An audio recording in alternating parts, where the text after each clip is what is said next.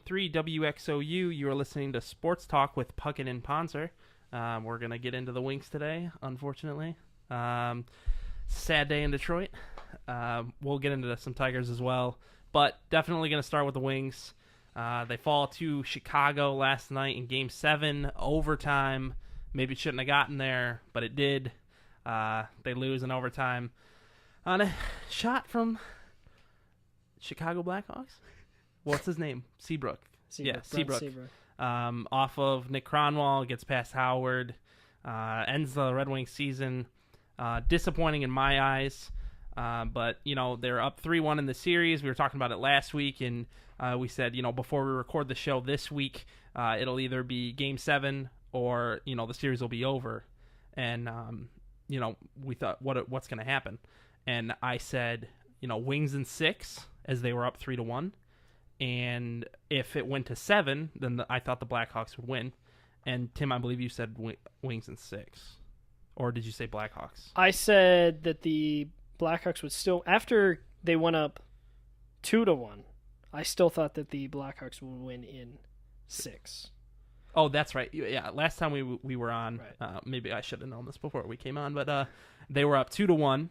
And yeah, I said Wings in 6, or the Blackhawks would win in 7.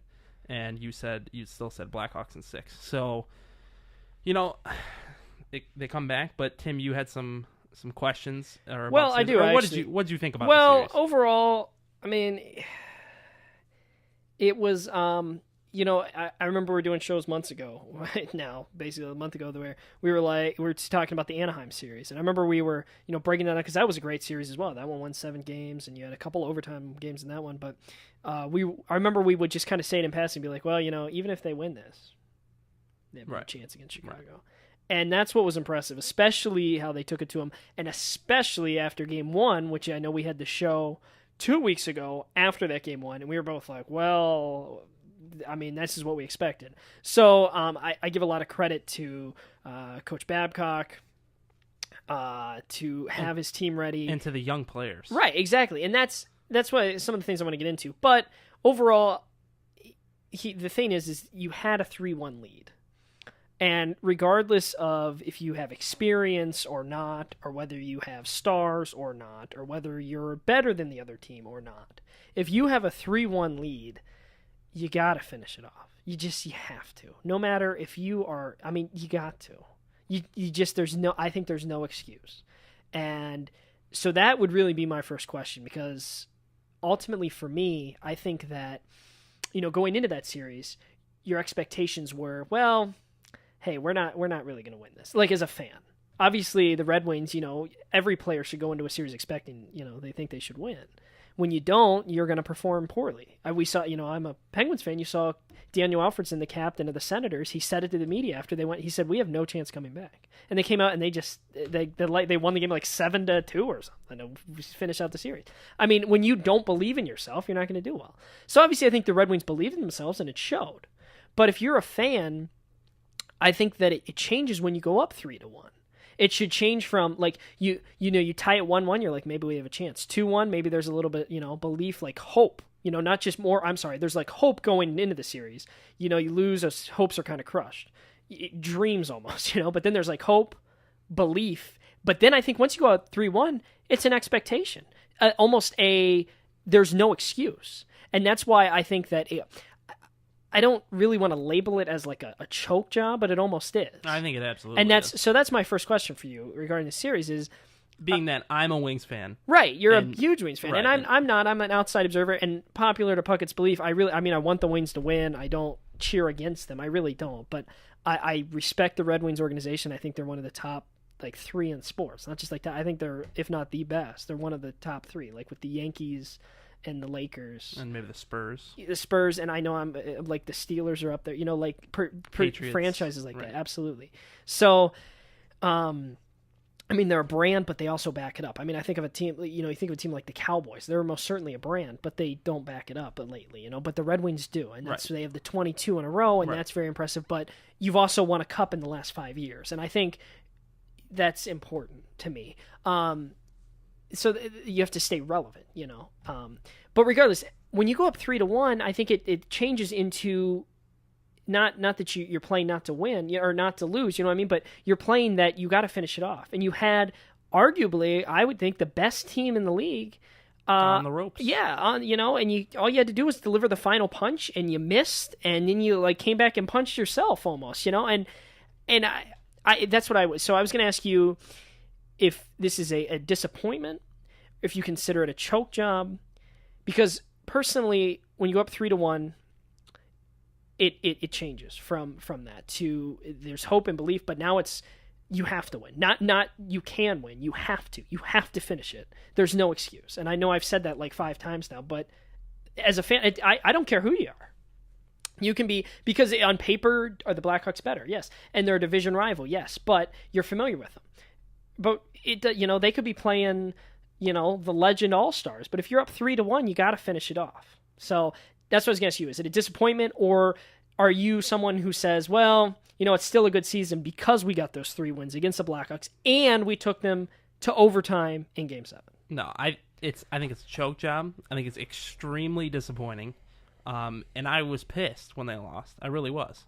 And, you're up 3-1, and I don't fault the Red Wings for Game 5. I think it's kind of that's a tough one to win, even when you're up 3-1. Even in your own barn. Yeah.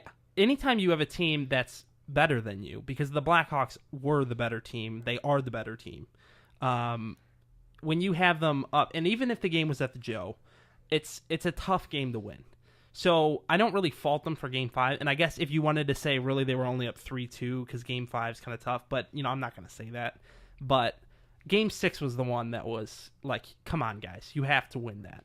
And I think the series is a choke because I think the third period of Game 6 is a choke. Absolutely. And that's where you're up 2-1, and you have it. You had it. And you give up 3 goals in the first 10 minutes. Right. You had the game. You had the series. You were up 2-1, and there's 20 minutes left between you and a date with the Kings in the Western Conference Finals. And Brendan Smith kind of doesn't play great. And, he gives up a goal. And then Howard doesn't play the best period. I don't really think... some of those goals were just ridiculous. Unmarked guy right in front of the net. He just, dances... Handzus, Brendan Smith missed his guy, and Handzus had all day to And he, score. Brendan Smith screws up. He's a young player. Right. But you know what? They choked in that period. And Game 7 was a battle. It really was.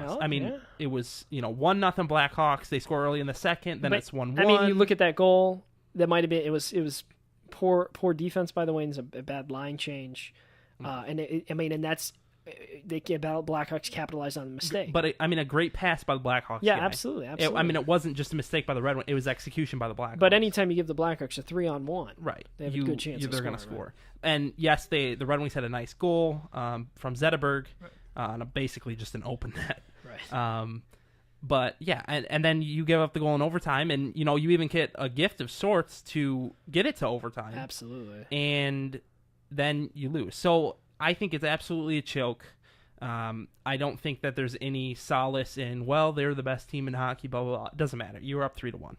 So well, see, and I'm glad you say that, and I'm glad I know that you sometimes can get infuriated by refs and stuff, but if that would have been different, that would have been, or if the Red Wings would have won, that would have been... The thing that bothers me is that it's not necessarily that it was a bad call. Well, it was a bad timing of the call. But you look at because it's Brendan Saad, he didn't do anything. But the he reason got beat up. The 4-on-4 was questionable, but the whistle is what I'm talking about. And if a goal had not been scored there and the whistle had blown, it wouldn't have mattered. Right. And people would have said that's it's a penalty. And it's just something that the thing is, when we were watching it, we didn't have the benefit of audio, so that kind of made it difficult. Obviously, first we didn't hear the whistle, obviously, but it looked like they scored, and then all of a sudden the camera pans back 100 feet. Right, but the thing is I just was amazed that the whistle blew the play dead, because you rarely see that in a hockey game.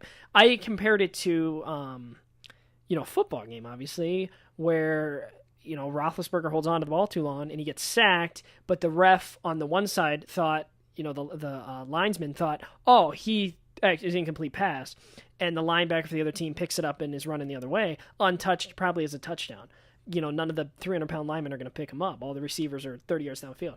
But they blow it dead, and that's the way it works. But in hockey, like, never see that. Especially, we had this with Johan Franzen questionable thing, and the whole thing was, well, is it part of the rush? And they continue the rush. So, I know in a NASCAR race, if the guy 15 cars back wrecks on the final lap, you let him go to the finish line. You don't stop it and redo it. The guys at the front still get to battle for the lead. It doesn't matter what happens 10 cars back. And that's where that penalty occurred. It was like way on the benches, and the Blackhawks are in the offensive zone going. And that's why I couldn't believe it. And I just, regardless. But it's because if the Red Wings had won, it would probably be one of the biggest stories in sports today and for the next week. And you could go with the whole, puck don't lie, right? And that I would kind of almost agree on that. I know that, interesting, this is a little side topic, but in Game 6, one of the two hosts of this show was infuriated with the officials in the hockey game. I received several text messages. I thought the penalty shot was absolutely ridiculous. I would say it was a very weak call. I know that a lot of people were... I talked to a lot of people, and some agreed and some didn't. I thought it was very weak. It's one of those things where I thought it would have been a penalty, but I didn't think it would have been a penalty shot. We were watching a Penguins game earlier, and Malkin has the goalie dead to rights, and he has the Penguins, right, and he has his legs taken out, and he slides into the net. And I said, again, we were watching without audio. I said, oh, that's a penalty shot, because it kind of looked like the making of one.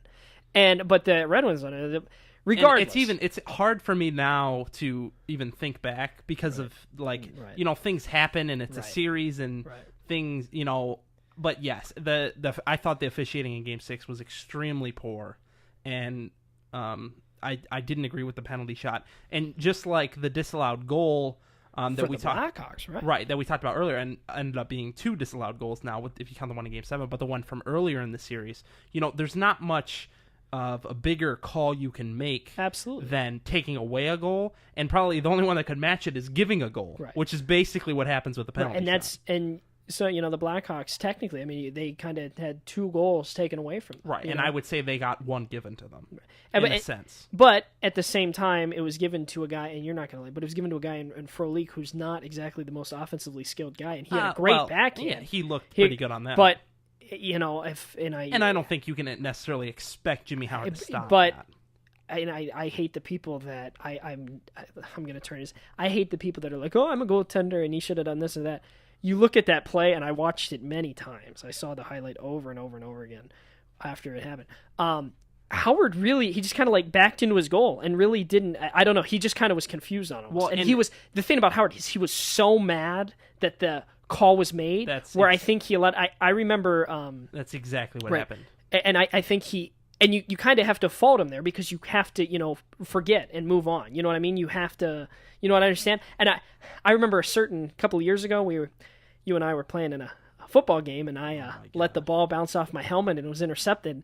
And you were so mad that the next play you messed up the snap, right? Because you allowed that anger to then affect the next play. And that's part of sports, and we don't need to break down. No, I'm not. But I'm just, what I'm saying is when you're at the highest level, an NHL goalie in the playoffs, and in an underdog role, you got to, and that's the human side of sports. And I think that ultimately that wasn't, because ultimately that did prove to be the game winner because Bruner scored late, but I think that was like the backbreaker in terms of momentum, because that capped off 3 goals in about 8.5 minutes that the Red Wings. It really is hard to think back to that game. It is, and that's what's that's what's great about hockey. There's been so many stories, and there's games that you can look through the series. There's games where maybe the Red Wings deserved to win and they lost. There's games that the Blackhawks deserved to win and they lost. There's games where the Red Wings just flat out hustled the Blackhawks and they won. There's games where the Blackhawks straight out skilled the Red Wings and they won. So it was an entertaining series. Goes to a Game 7, and ultimately what happens is you now look moving forward, obviously, because there's no more games left.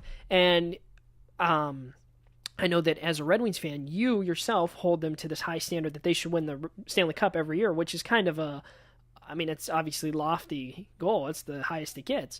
But moving forward, how do you feel about this team, especially as they move to the Eastern Conference? How do I feel about them? Right. How do you did this how did this series, looking back on if you go back to our earlier shows, which you can find on YouTube at our podcast through our Facebook page, Sports Talk with Puckett and Pontzer on Facebook, you can get to those podcasts of our prior shows. But on some of our earlier shows, at the trade deadline, at the trade deadline, and when we were talking about, if Datsuk leaves, I said get rid of him. I didn't think the Red Wings were this good. I really didn't. And that doesn't mean that I didn't expect them to win the cup, because I do, because it's the winged wheel and that's the jersey that they wear, because that's the expectation that I have of the organization. But from this team, I didn't think they were that good. And they're really young, and it's kind of an odd mix. They don't really have anybody in the middle. They either have really young guys or guys that are like pretty old, and they're like, right. And that's, I think that it almost, because I undoubtedly, I think the Red Wings were in a state of rebuilding, but at the same time competing, because there's certain organizations in all of sports that they're almost in a constant state of rebuilding. And you're it was a state of flex. Right. And, or you can similar to what the Pistons had in like 2007, 2008. Right. But they kind of played their cards wrong, exactly. and ultimately, and that's what I don't want to happen. But you can have instances where a team might rebuild, maybe miss the play. I think, especially in football, might have a down year, but then they come right back and they're competing again. I think you look at some of the players they had, especially some of their young guys. You think of even two guys in Gustav Nyquist and then Anderson that are now going to go down to Grand Rapids and help them in their whatever the Calder Cup or whatever they play for championship. They played really well, and those are two guys that getting 2 Game 7s under their belt already is huge. Because you can have, the LA Kings, they're the Stanley Cup champions, but the LA Kings played in their first Game 7 the night before the Red Wings lost there on Tuesday night. They played in their first Game 7 in like 15 years as an organization. And that's, teams can go through that, and players can go their whole careers without ever having played in a Game 7 on the NHL level. Because it's not a rarity, but you have to be in the right situation, and you have to have... Or how about a Game 7 overtime? Right, exactly. Or a Game 7 on the road, and they got 2 of those. Exactly, and so that's what I would say. I think that you almost... since you're in the rebuilding, you almost kind of skip some time that maybe you would have had otherwise, like building and experience. You tack that on, by getting those extra games, as opposed to having them kind of fish it out in the first, third of next season. Now they already have that experience at an even higher intensity level than they ever will in the regular season. Right, and that's good things, and they get extra practices and they get more game experience, and that's all good things. But in the end, whether you make the playoffs or you don't make the playoffs, you either win the cup or you don't. Yes. And that's all that matters to me. Well, that's all that matters to you, but what I was asking is just moving forward, what do you think about some of these players? And what I was going to ask you, the question kind of goes to it, is who in this series do you think were the biggest performers, and then obviously, in turn, on the other side of the coin, who are the worst for the Red Wings? In the Blackhawks series or in the playoffs in general? I think you say like in both. Okay, in the playoffs in general. Yeah, sure, and you can focus on. There's only 2 series, so you can focus on the. Okay, so I think Jimmy Howard proved himself tremendously. I think that he is capable of winning a Stanley Cup. See, and that was another one of my questions. Is do you think that after seeing this, is he a guy that can be the guy? Right. I'm 100% comfortable moving forward with him. He's not Jonathan Quick.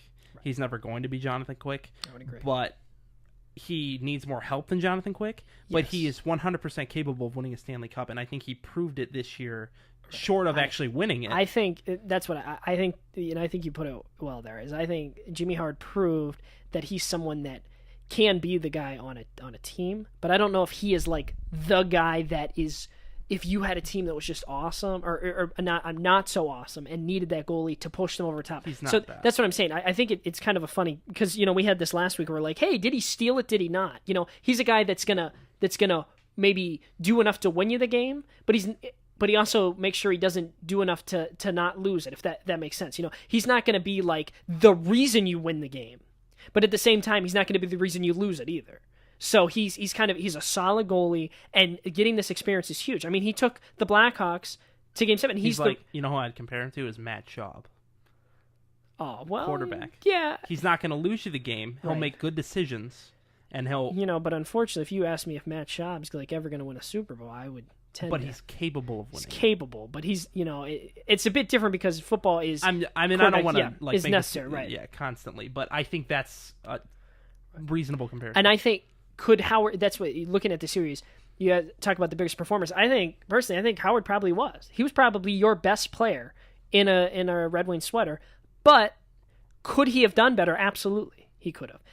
And that's what I'm saying. If you play at that Jonathan, especially in the third period, right? If you're at that Jonathan, and that I have a stat for you. If you're at that Jonathan Quick level, that that penalty shot doesn't go in, that goal in the overtime doesn't go in, and maybe the Red Wings win. Right, but I don't think that it's fair to expect. Right, and that's what I'm saying. So we saw flashes because Jonathan Quick is a freak. Right. Exactly. We saw flashes of good, but I don't think we saw greatness, and I think that's fair to say about Jimmy Howard. But I also don't think that we saw.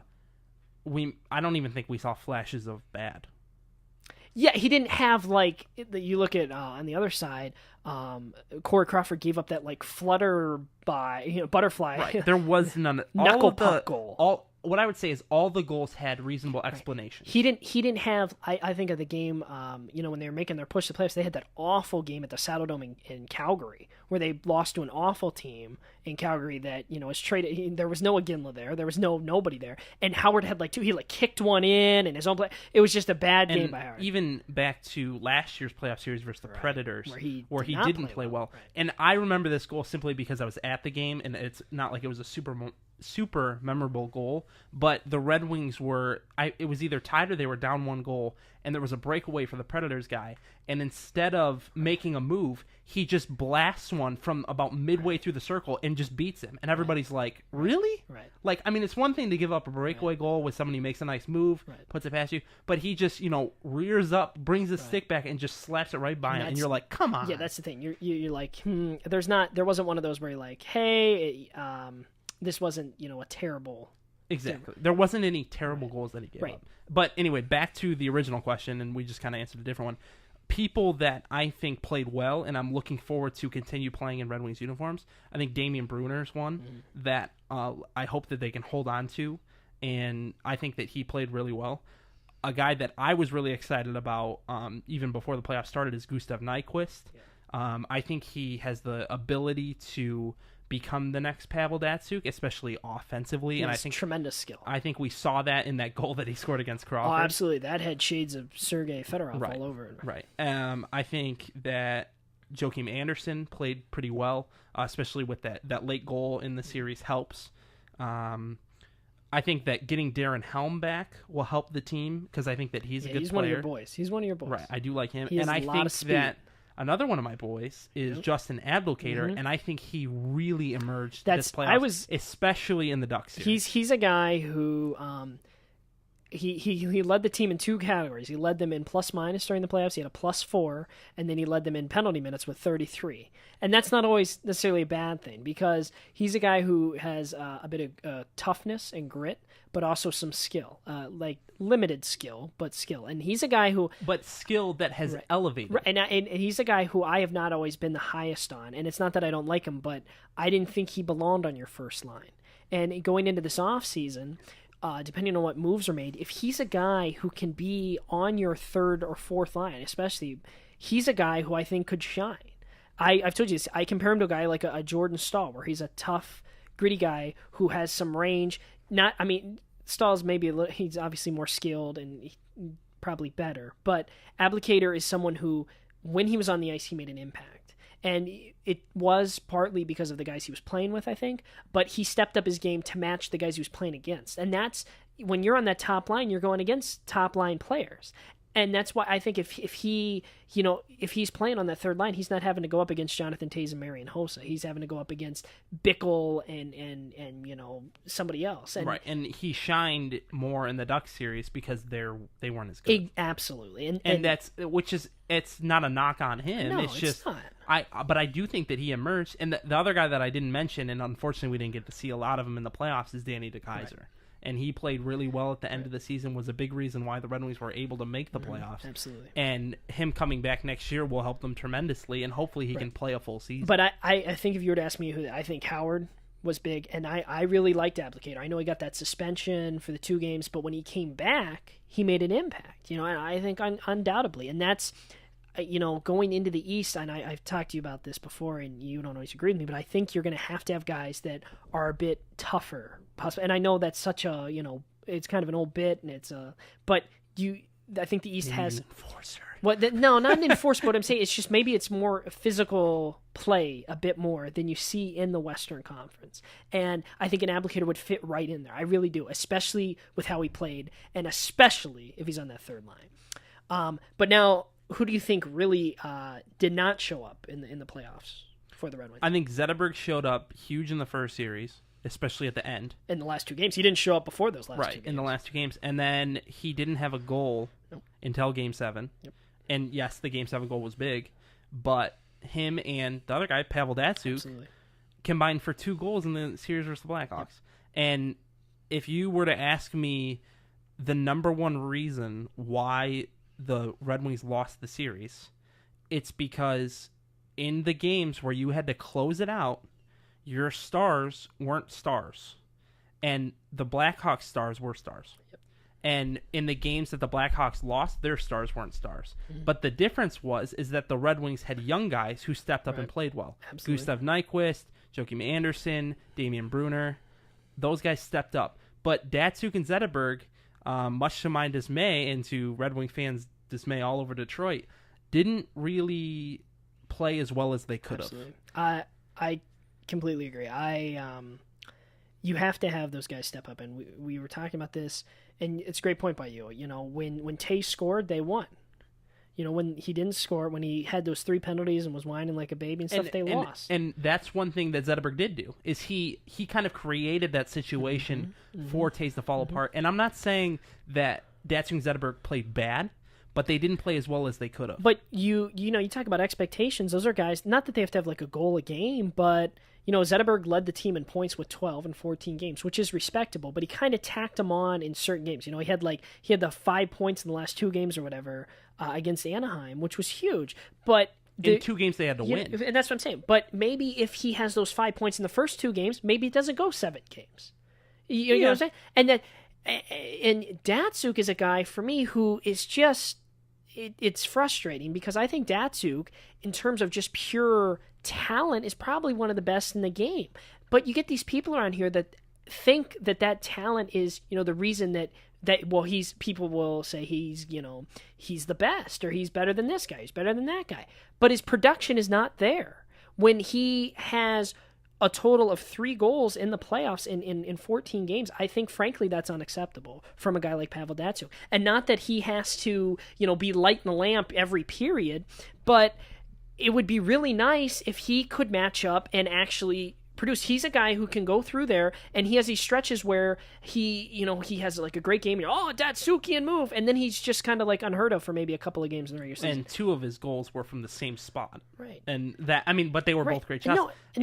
But he had that backhander, and that was fantastic. But and I know people. Here's the big, and I'm not trying to bring this into a guy because of who I'm a fan of. But when you look at guys who are your captains, like Sidney Crosby or Evgeny Malkin, who are great offensive skill guys, when Crosby goes and has a hat trick, that's why his team wins. Because he takes it upon himself and puts the team on his back and scores those goals. And he does it. And he does it in a variety of ways. But he does it. He scores those goals. But you can also say that if they had Pavel Datsyuk on their team, they don't give up a late goal to Ottawa.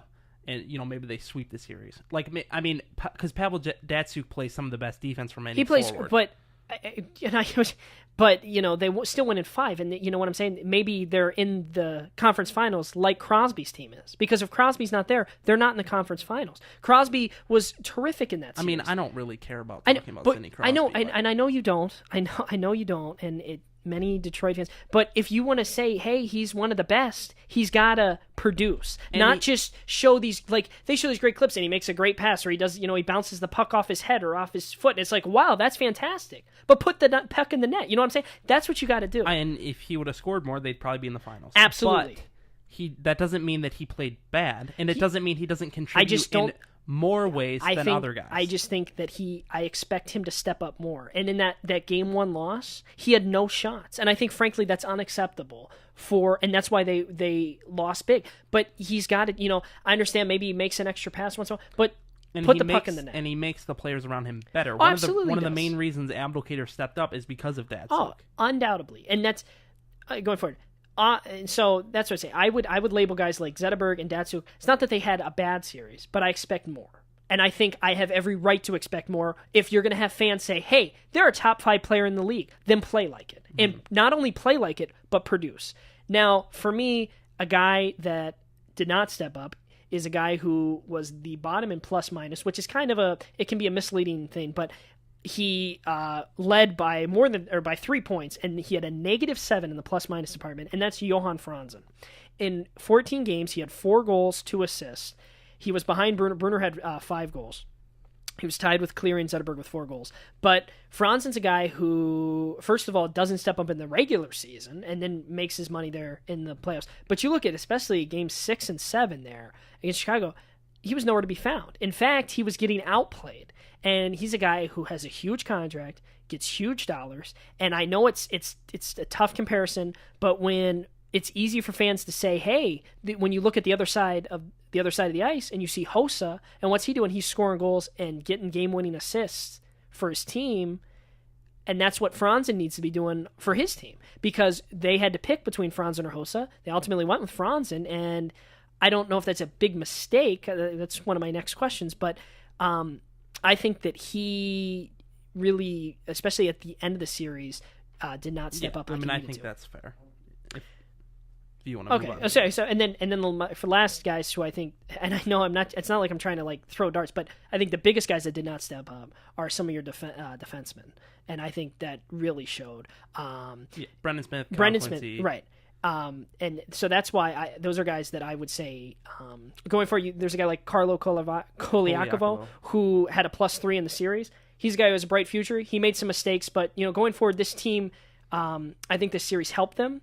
But there's some guys that you can definitely blame as well. And the guys on the defense that actually played well, Kronwall, right? Jakob Kindle was absolutely fantastic. Yeah, he was a +4 over the playoffs. Jonathan Eriksson has really played a lot better, and then Danny DeKaiser, who will come back. Right. But that's four defensemen for next year that I think are locks.